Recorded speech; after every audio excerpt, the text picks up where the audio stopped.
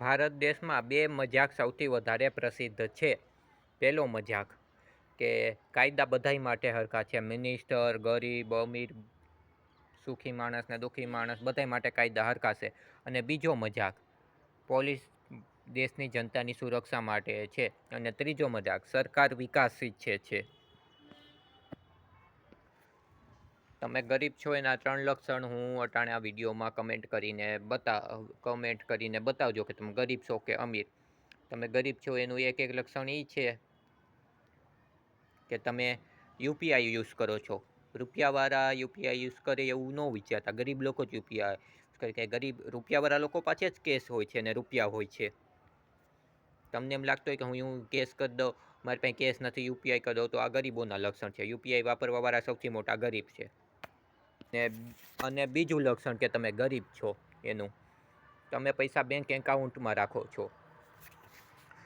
ગરીબ લોકો જ બેંક એકાઉન્ટમાં પૈસા રાખે. બાકી રૂપિયાવાળા કરોડપતિ લોકો છે ને ઘરની અંદર જ રૂપિયા રાખે, દિવાલ ચણીને.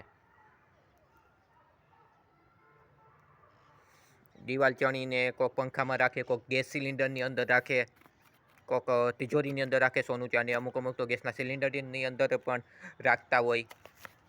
એના 3 લક્ષણ છે કે તમે ગરીબ છો. બેંકમાં જે રૂપિયા રાખે છે એ બધા ગરીબ લોકો છે.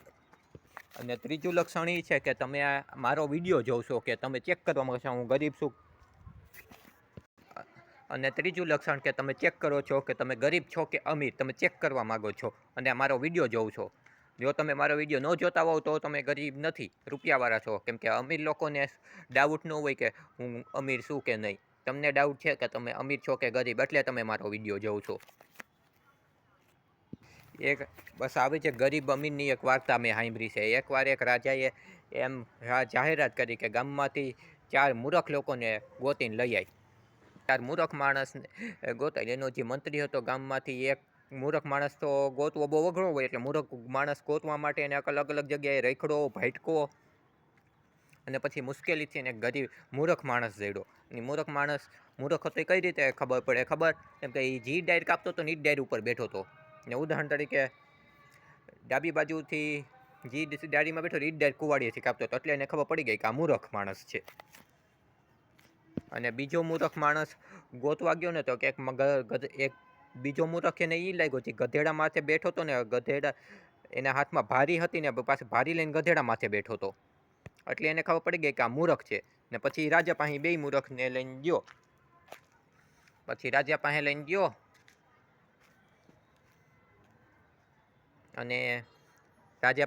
અને કે 2 મૂર્ખ લઈ આવ્યો મહારાજ, આ 2 મૂર્ખ લઈ આવ્યો, હવે તમે કયો આનું શું કરવાનું મારે?